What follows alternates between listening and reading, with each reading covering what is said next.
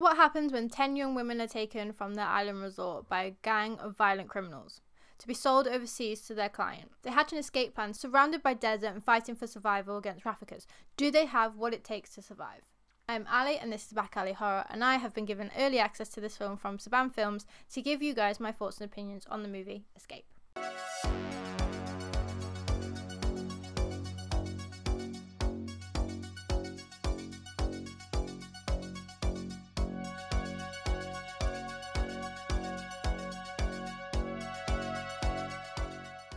Directed by Howard J. Ford, who is known for Distant Shadow in 2000, The Dead in 2010, The Dead 2 in 2013, and Never Let Go in 2015. It stars Sarah Alexandra Marks as Carla, Sophie Rankin as Lucy, Sean Cronin, and Lewis James as Jude. It was filmed in Tenerife in 2023 and is set to release March 15th of 2024.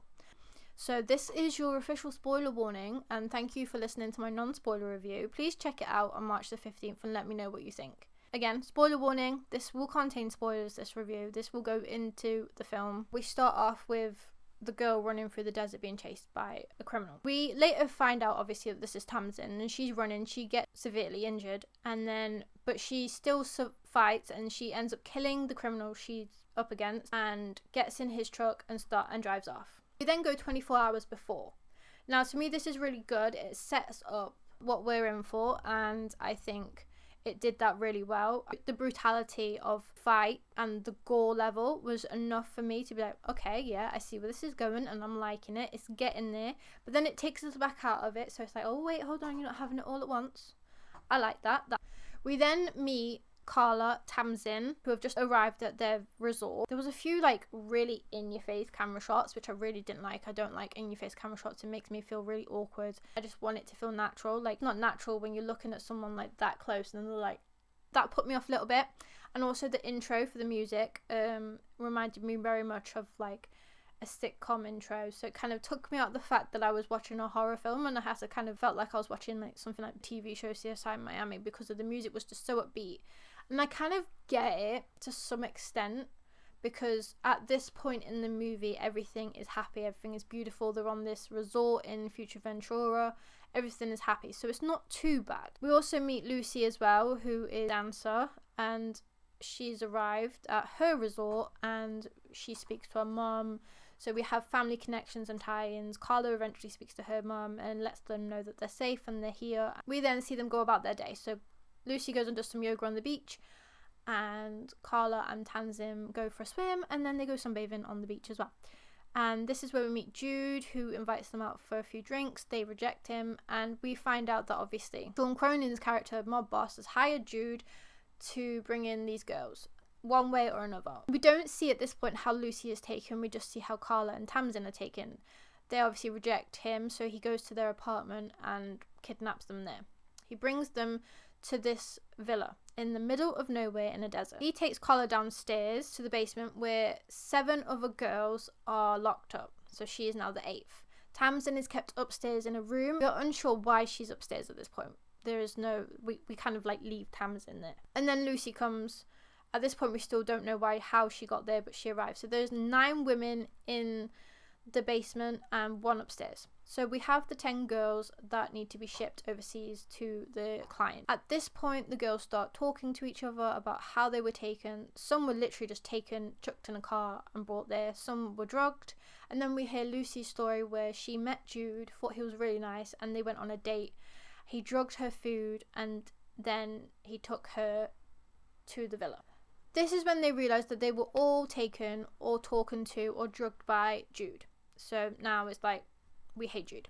However, we also see Jude's backstory, the fact that he doesn't know what the criminals want with these girls or what they're going to do. And when he finds out, he does give them a sachet of drugs to slip into one of the criminals' drinks so that they can get him to sleep.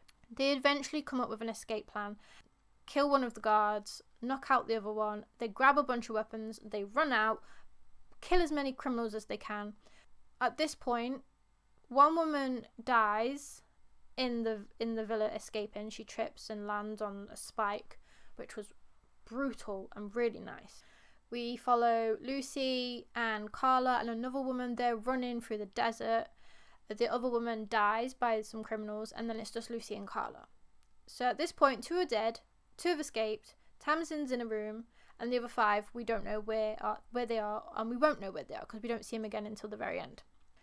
While all this is happening, we go back to where the parents are, and they are worried about their children. There are 5 parents in total who are aware that their children are missing because they haven't replied to messages or answered phone calls, and they are concerned. So Lucy's mum and Carla's mum get in touch with each other, and they get the police involved. They set up this investigation, and then we go back to Future Ventura where everything is going off. Lucy and Carla get separated at one point. They come back at another point. They kill the criminals that are following them. We find out about tragic backstories. Again, like I said before, really irrelevant time. And then we also find out what happens to Tamsin. So before they escaped, Tamsin was upstairs in a room being tied to a bed because Sean Cronin's character, who's the mob boss, wanted to keep her for himself. And as he was about to do whatever he was going to do, she manages to escape, cuts him, and runs off. And then obviously we know that she escapes in a car after being injured, but also after killing another criminal. At this point, Jude has been found out to be a traitor. He gets shot, but he's not dead. He finds this truck, but then finds Tamsin's dead body in this truck. So we now know that Tamsin's dead as well. So that's 3 girls dead, 2 are still out in the desert, and 5, again, we don't know where they are. Well, Jude finds the 2 girls and brings them back to the villa because that's where they want to go. They want to go back to the villa to help the other girls. When Jude arrives at the villa, the mob boss shoots him square in the head. The girls jump out the back of the truck. They manage to tie up the mob boss from the basement, and then that's when we see the other 5 girls. So they're all circled around this mob boss. This moment was a bit weird for me because like the other 5 girls, I was like, where did you come from? Did you not try and escape? Did you just sit there and watch everybody else? And then also when they're all surrounding him, they're just stood there like all stiff and unnatural because obviously they're not meant to be a huge part of the film, but it was still a bit too unnatural for me. Carla says to the mob boss, if you apologise to each and every one of us, we will let you live and you can just rot in prison. Lucy's having none of this and wants revenge on this guy because she was abused by her ex and she's not letting another man abuse her again. So she gets some massive loppers thingies that you cut thingies. She gets massive ones to cut off his manhood. He does not believe her. He's like, go on then, you won't do it. And then again, we go back to the parents to see how their investigation's going. So turns out that they finally got a ping on 2 of the phones. So they found a remote desert location. They sent a helicopter out there to do a sweep. They found a villa. They had to wait till next morning to send the helicopter out again. So then we go back to the girls. Lucy finally does it. She chops off his manhood, and bloody hell, that was brilliant. It dragged a little bit, but the payoff at the end was spectacular. Loved it. I cheered. I was like, yes, go girl. Like, oh my god, it was brilliant. And the effects, like, yeah, that was good. It was really good. Definitely loved it. So that happens. Obviously, he's bleeding to death, and the girls go out of the villa onto the patio area. It starts to rain. It's first light the next day, so the helicopters come over. Helicopter comes over and sees these girls just standing there in this villa in the rain, and that is the end of the movie. So the end of the movie itself was a little bit of a letdown. I'm not gonna lie. Like, we had this really climactic moment where she like chops off his manhood, and then all of a sudden it's like we're in the rain and the helicopters found him, and they're literally just there like, oh, praying to the rain. I just thought it was a bit weird. It was like no cheering, no crying because of relief that you've gone through all of this or anything like that. It was just, yeah, it was fine.